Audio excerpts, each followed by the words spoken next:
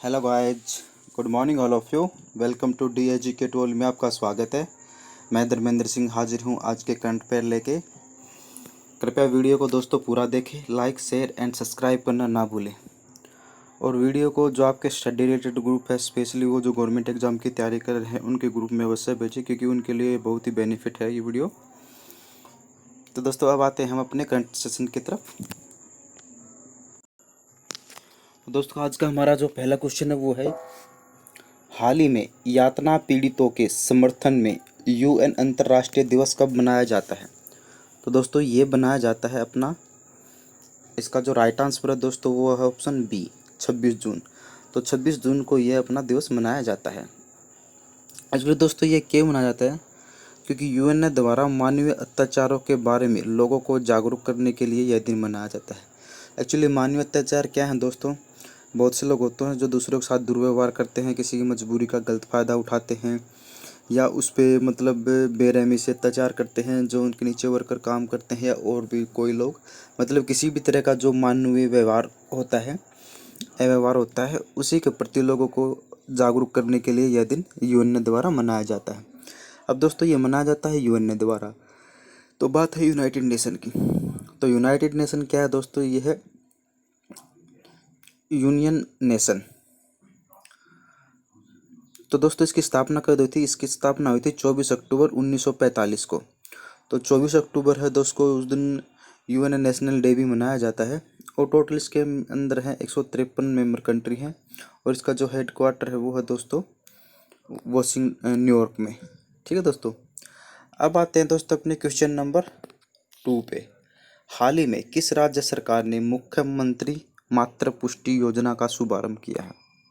तो दोस्तों मुख्यमंत्री मातृ पुष्टि योजना क्या है, थोड़ा इसके बारे में डिटेल से जानते हैं।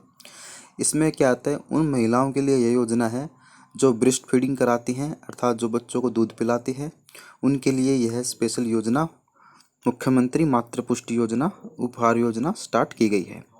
इसमें क्या होता है, इसमें 4 दिन का है, इसमें उनका 4 दिन के में चेकअप किया जाएगा, और उनके पोषण से रिलेटेड उनको चीज़ें दी जाएंगी, जैसे कि मूंगफली, सोयाबीन, दाल और फल वगैरह ऐसी चीज़ें दी जाएंगी, जिसके अंदर उनको विटामिन और जो बाकी चीज़ें हैं, मिनरल वगैरह जो उनकी मतलब पूर्ति करते हैं, वो चीज़ें उनको दी जाएंगी। तथा यह उनके लिए भी है जो फीडिंग कराती हैं, अर्थात जो गर्भवती है, दोनों। तो दोनों के लिए यह योजना ज़रूरी है। और इसमें क्या है, हर 4 दिन के बाद उनका चेकअप किया जाएगा, चेक किया जाएगा कि सब कुछ चीज़ें ठीक है या नहीं है। अगर कोई दिक्कत होगी तो उनका उसके हिसाब से ट्रीटमेंट किया जाएगा। ठीक है दोस्तों। अब ये क्या है दोस्तों, इसका राइट आंसर है ऑप्शन ए, त्रिपुरा। तो त्रिपुरा सरकार ने ऐसा किया है अभी। ठीक है दोस्तों। अब बात है त्रिपुरा। त्रिपुरा की कैपिटल दोस्तों अगरतला। यहाँ के चीफ मिनिस्टर है उपलब्ध देव, और यहाँ के जो गवर्नर वो है रमेश व्यास। ठीक है दोस्तों। अब आते हैं अपने क्वेश्चन नंबर 3 पे। किस राज्य ने ई पंचायत पुरस्कार 2020 जीता है। तो दोस्तों ये ई पुरस्कार 2020 किसने जीता है, किसकी पंचायत ने जीता है दोस्तों, किस राज्य की ने। तो इसका जो राइट आंसर है दोस्तों वो अपना ऑप्शन ए, हिमाचल प्रदेश। तो हिमाचल प्रदेश की सरकार ने अभी यह जो है जीता है। और ये किस लिए जीता है दोस्तों, यह है एक्चुअली यह उनको दिया जाता है जो राज्य इंफॉर्मेशन टेक्नोलॉजी ज़्यादा से ज़्यादा यूज करते हैं तथा उसका फ़ायदा उठा के ग्रामीणों में उसको उससे रिलेटेड कोई विकास करते हैं, तो उसी राज्य को यह दिया जाता है। तो हिमाचल प्रदेश में क्या है, जो जो ग्राम पंचायत, उन्होंने ज़्यादा से ज़्यादा टेक्नोलॉजी का यूज करके उसका यूज किया है तथा उसका यूटिलाइज किया है, तो इसीलिए इस पंचायत को अभी ई पंचायत पुरस्कार दिया गया है। अब दोस्तों बात है हिमाचल प्रदेश की। तो हिमाचल प्रदेश की जो कैपिटल है वो है शिमला। चीफ मिनिस्टर है जयराम ठाकुर, और यहाँ के जो गवर्नर वो है बंडारू दत्तात्रेय। और लोकसभा सीटें हैं दोस्तों 3, राज्य लोकसभा सीटें हैं 4, और राज्यसभा सीटें हैं 3, और विधानसभा सीटें हैं 68। अब दोस्तों यहाँ पे कुछ चीज़ फेमस बहुत हैं वो देख लेते हैं। ग्रेट हिमालयन बहुत फेमस है, ग्रेट हिमालयन नेशनल पार्क। ठीक है दोस्तों। और एक आता है पिंक वैली, ये भी बहुत वहाँ पे फेमस है। और एक है खीरगंगा नेशनल पार्क, ये बहुत फेमस है। और अभी क्या क्या है दोस्तों, कुछ टाइम पहले ही मुख्यमंत्री शहरी आवास रोजगार गारंटी योजना भी दी थी। इसमें क्या थी कि 2 महीने का मतलब जो रोजगार उसकी गारंटी दी जाती थी। अगर किसी को रोजगार नहीं मिलता है तो उसको क्या बेरोजगारी भत्ता दिया जाता था इस योजना के तहत, जो अभी हिमाचल प्रदेश सरकार ने स्टार्ट की थी। अब आते हैं दोस्तों अपने क्वेश्चन नंबर 4 पे। आईएमएफ ने भारत के वित्त वर्ष 2021 में जीडीपी कितने प्रतिशत गिरने का अनुमान लगाया है? तो दोस्तों ये अनुमान लगाया है भारत ने कितना, इसका राइट ऑप्शन है ए 4.5%। तो जो आईएमएफ है दोस्तों, अभी इसने कोरोना वायरस के चलते 2021 में जो भारत की जीडीपी है वो यहाँ तक गिर सकती है 4.5 तक। अब बात है दोस्तों आईएमएफ की। आईएमएफ क्या है? International monetary fund. ठीक है दोस्तों, और इसकी स्थापना कब हुई थी? 1945 में। हेडक्वार्टर कहाँ है? वॉशिंगटन डीसी में। और इसको जो प्रेसिडेंट हेड है वो है क्रिस्टिना जॉर्जिवा। ठीक है दोस्तों, अब आते हैं अपने क्वेश्चन नंबर 5 पे। एफएटीएफ ने किस देश को अपनी ग्रे सूची में बनाए रखने का फैसला किया है? पहले दोस्तों इस एफटीएफ के बारे में जानते हैं। एफटीएफ का मतलब होता है फाइनेंशियल एक्शन फोर्स, नहीं financial action task force. Actually ये इसका जो दोस्तों क्या रोल होता है, एक्चुअली ये उन देशों पे नज़र रखती है जो आतंकवादी होते हैं, आतंकवादी ग्रह होते हैं, उनको जो फंडिंग करते हैं, जो टेरर फंडिंग करते हैं, उनको यह संस्था वॉच करती है। तो अब इस संस्था ने क्या किया है, पाकिस्तान को इसमें ग्रे लिस्ट में ही अभी रखा है। उसका रीज़न क्या है? क्योंकि पाकिस्तान में अभी भी जो टेरर फंडिंग है वो हो रही है, तो उसी को मद्देनज़र रखते हुए अभी एफटीएफ ने पाकिस्तान को ग्रे लिस्ट में ही रखा है। ठीक है दोस्तों, अब एफटीए की बात है तो इसकी स्थापना कब हुई थी? इसकी स्थापना हुई थी 1989 में। हेडक्वार्टर कहाँ है? पेरिस। और यहाँ के जो प्रेसिडेंट है वो है जगमिद नियो। ठीक है दोस्तों, अब दोस्तों बात पाकिस्तान की, तो इसका जो राइट आंसर है दोस्तों वो है पाकिस्तान। पाकिस्तान को भी रखा हुआ है। तो इसका जो पाकिस्तान की जो कैपिटल दोस्तों वो है इस्लामाबाद। और यहाँ के जो पीएम है वो है अभी इमरान खान, बहुत फेमस क्रिकेटर हैं। और यहाँ के जो प्रेसिडेंट है वो है आरिफ अलवी। और यहाँ की जो करेंसी है वो है पाकिस्तानी रुपया। ठीक है दोस्तों, अभी बात पाकिस्तान की है तो पाकिस्तान से कुछ थोड़े से रिलेटेड मतलब फैक्ट है, उसको भी हम देख लेते हैं। एक्चुअली दोस्तों अभी कुछ टाइम पहले ही पाकिस्तान की एक फेमस महिला क्रिकेटर थी सना मीर, उन्होंने भी संन्यास ले लिया है। और दोस्तों पाकिस्तान ने एक पहली अपनी ट्रांसजेंडर मतलब ट्रांसजेंडर को यूएनए में पाकिस्तान का प्रतिनिधित्व के तौर पे भेजा है, और इसका नाम का है आयशा मुगल। ठीक है दोस्तों, और जो राहुल देव हैं, एक राहुल देव क्या है, पहले हिंदू पायलट बने हैं पाकिस्तान की एयरफोर्स में। ठीक है दोस्तों, तो ये हो गया अभी तक। और यहाँ के जो इनके जो क्रिकेट टीम में कप्तान है वो है बाबर आजम। अब दोस्तों बात है इंडिया पाकिस्तान की। तो इंडिया और पाकिस्तान को जो डिवाइड करती है उस लाइन को दोस्तों क्या बोलते हैं? उसको बोलते हैं रेड क्लिफ लाइन। इसको दोस्तों सबसे सिंपल याद करने का तरीका ये है, रेड क्लिफ लाइन एक्चुअली क्या है, ये एक अंग्रेज थे रेड क्लिफ करके, उन्हीं के नाम पे ये लाइन रखी गई है। क्योंकि जब देश का बंटवारा हो तो उन्होंने इस लाइन को खींचा था, तो उसी के नाम पे इस लाइन को रख दिया था। अब दोस्तों बात है अगर इसकी है, और चाइना और इंडिया को जो डिवाइड करते उसको दोस्तों क्या बोलते हैं? उसको बोलते हैं मैकमोहन लाइन। और जो अफगानिस्तान और पाकिस्तान को जो डिवाइड करते हैं उसको बोलते हैं डुंडर लाइन। ठीक है दोस्तों,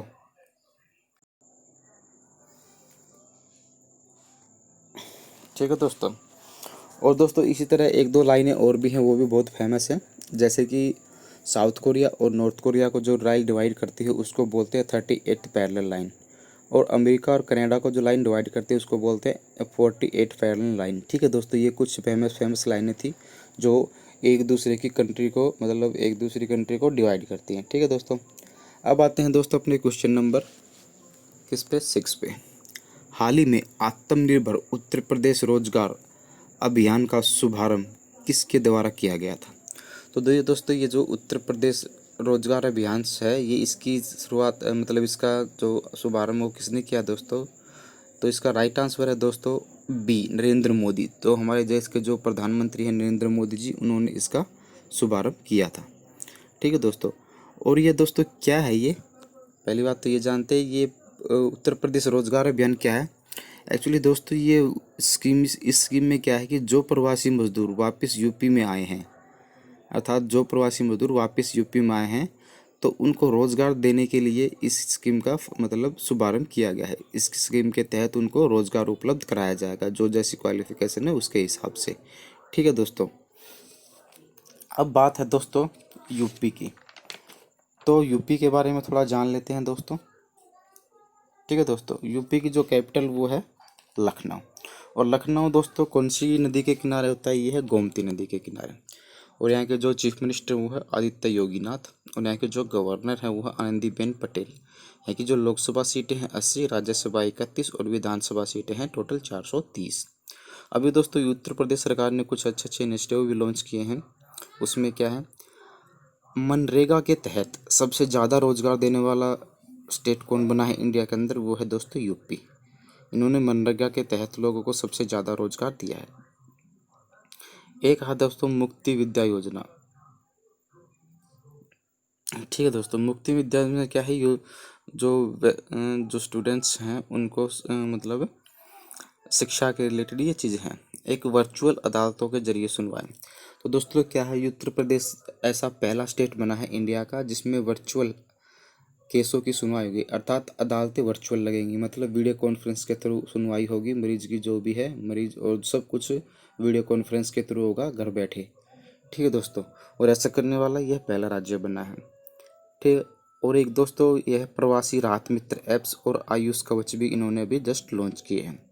और एक दोस्तों है आरोग्य सेतु ऐप्स अनिवार्य, अर्थात कहने का तात्पर्य ये है कि जो रेड जोन के अंदर जो जो व्यक्ति हैं उनके मोबाइल में, सबके मोबाइल में आरोग्य सेतु ऐप्स अनिवार्य कर दिया गया है। ठीक है दोस्तों, अभी कुछ टाइम पहले ही इन्होंने एक अनाउंसमेंट और की थी दोस्तों यूपी ने, अर्थात 800 किलोमीटर का जो रोड है उसके दोनों तरफ हर्बल ट्रीज लगाने की इन्होंने भी घोषणा की। हर्बल ट्रीज का मतलब दोस्तों समझते हो आप, हर्बल ट्री का मतलब होता है ऐसे पौधे जो दवाई या जड़ी बूटियों के रूप में काम आते हैं, उसे हर्बल ट्री बोलते हैं। जैसे नीम, आंवला, सिकाकाई, एलोवेरा, इस तरह के जो पौधे होते हैं उनको हर्बल मतलब पौधे बोलते हैं। तो ऐसे पौधे लगाने के लिए अभी इन्होंने ये पास किया था। ठीक है दोस्तों, और अभी क्या है, यूपी सरकार ने कुछ टाइम पहले ही गो संशोधन में भी, जो गो अधिनियम है उसमें संशोधन किया है। इसमें क्या है, अब जो भी अगर गो हत्या के मामले में पाया गया उसको 10 साल तक की सज़ा और 5 लाख तक का 10 लाख तक का जुर्माना कर दिया गया है। ठीक है दोस्तों, और अभी क्या है, पीपीटी किट पे 50% की छूट दी है ऐसे हॉस्पिटलों को जो सरकारी रेट पे, मतलब लोगों जो कोरोना वायरस के मरीज हैं उनका इलाज करेंगे, अर्थात उनको एडमिट करेंगे। ठीक है दोस्तों, उनको पीपीटी किट खरीदने पर 50% की छूट दी गई है। और एक प्रशिक्षण स्टार्ट भी किया है अभी कुछ टाइम पहले ही यूपी सरकार ने। ठीक है दोस्तों, ये हो गया दोस्तों अपना इतना यूपी से रिलेटेड। अब आते हैं दोस्तों अपने क्वेश्चन नंबर 7 पे। हाल ही में नेविगेटिंग द न्यू नॉर्मल अभियान का शुभारंभ किसके द्वारा किया गया है। तो दोस्तों ये किसके द्वारा किया गया है, तो ये दोस्तों किया गया है अपना, इसका जो राइट ऑप्शन है वो है दोस्तों ऑप्शन ए, नीति आयोग। तो नीति आयोग के द्वारा दोस्तों यह अभी स्टार्ट किया गया है। इसमें क्या है दोस्तों, एक्चुअली इसमें ये है, इसमें एक्चुअली 4 चीज़ों पे सबसे ज़्यादा लोगों का फोकस किया जाएगा। जो उसका मेन मोटिव है वो 4 चीज़ों पर सबसे ज़्यादा है। नंबर 1 मास्किंग, मतलब मास्क के प्रति लोगों को कि जहाँ भी जाए मास्क पहन के जाए। नंबर 2 सोशल डिस्टेंसिंग, अर्थात सोशल डिस्टेंसिंग का 2 गज का या 2 मीटर का या 6 मीटर का कुछ ऐसा जो फासला है उसको फॉलो करे। और हैंड वॉश, जब भी कहीं बाहर जाए तो हैंड वॉश करे, बाहर से वापस आए तो हैंड वॉश करे, खाना खाने से पहले हैंड वॉश करे, मतलब कि हर आधे घंटे में अपने हैंड वॉश करते रहने चाहिए। और नंबर 4 है पब्लिक प्लेस पर ना थूकना, अर्थात जो पब्लिक प्लेस है दोस्तों, बहुत से लोग या दो गुटखा खाते हैं, रहते हैं वहाँ पे थूकते रहते हैं, तो ऐसी चीज़ों को ना करना। तो इन्हीं चारों चीज़ों पे ध्यान देने के लिए अभी ये नेविगेशन द न्यू नॉर्मल चैन मतलब अभियान इनकी शुरुआत की है। ठीक है तो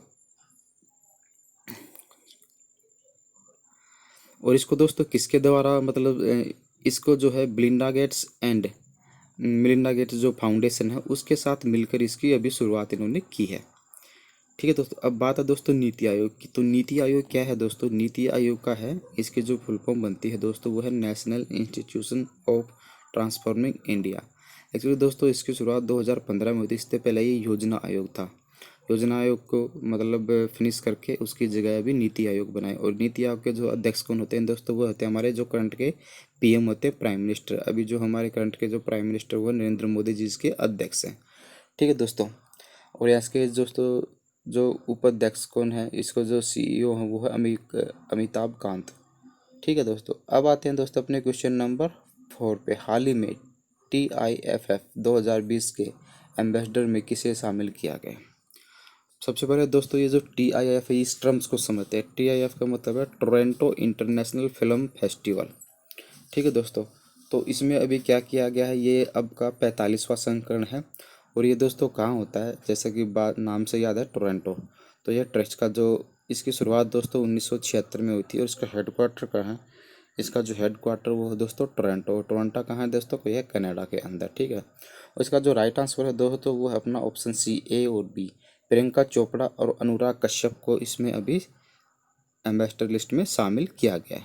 ठीक है दोस्तों, अब आते हैं दोस्तों अपने क्वेश्चन नंबर 9 पे। किस कंपनी ने अपने ब्रांड फेयर एंड लवली से फेयर को हटाने की घोषणा की? थोड़ा सा टाइपिंग मिस्टेक हो गई है दोस्तों। एक्चुअली जो फेयर लवली जो ब्रांड है, जो हम क्रीम यूज करते हैं, मोस्टली लेडीज़ कहते हैं इसको लगाने से आदमी फेयर बिल्कुल मतलब बुरा हो जाता है। तो उसमें से जो फेयर शब्द है, अब जब डिब्बियाँ जो भी लिखा हुआ आएगा उस पर जो फेयर है वो हट जाएगा, सिर्फ लवली लवली रहेगा। ठीक है दोस्तों, तो उसको हटाने की घोषणा की है किसने दोस्तों? तो वो है दोस्तों अपना ऑप्शन ए, हिंदुस्तान यूनिलीवर ने। तो हिंदुस्तान यूनिलीवर कंपनी जो उसको बनाती है उसने अभी इसमें से जो ये फेयर शब्द है ये हटाने की घोषणा की है।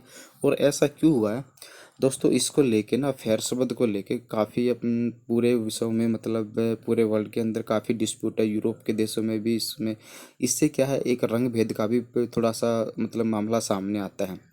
और ये रंग भेद का मुद्दा दोस्तों भी आपको पता ही है, अमेरिका यूरोप में काफ़ी जोर पकड़ा हुआ है। तो उसी के चलते को फेयर शब्द वो हटा दिया। क्योंकि इसमें जैसे कि ये करीम बताती है फेयर एंड लवली, आप फेयर एंड लवली लगाइए आप गोरे हो जाओगे। मतलब जो काले हैं उनको एक तरीके से क्या है, उन पे कटाक्ष है। सब लोग गोरा होना चाहते हैं, मतलब कालों की कोई वैल्यू नहीं है।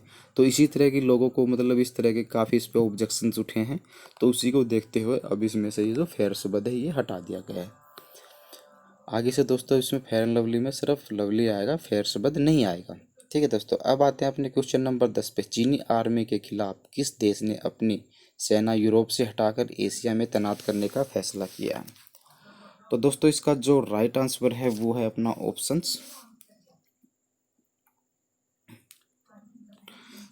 ऑप्शन दोस्तों ए, अमेरिका। तो दोस्तों अमेरिका ने अभी क्या किया है, जो PLA है, PLA मतलब है पीपल लिबरेशन आर्मी, जो चाइना की आर्मी है।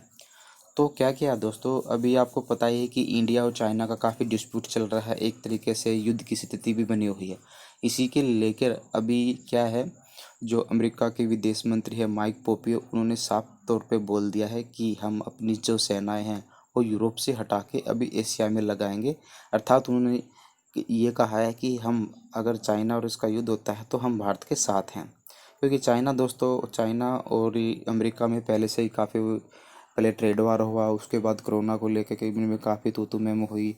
और अब इंडिया क्या है दोस्तों, चाइना की हमेशा से पॉलिसी रही कि अपने जो पड़ोसी देश है उनको मतलब एक तरीके से डरा के धमका के रखना।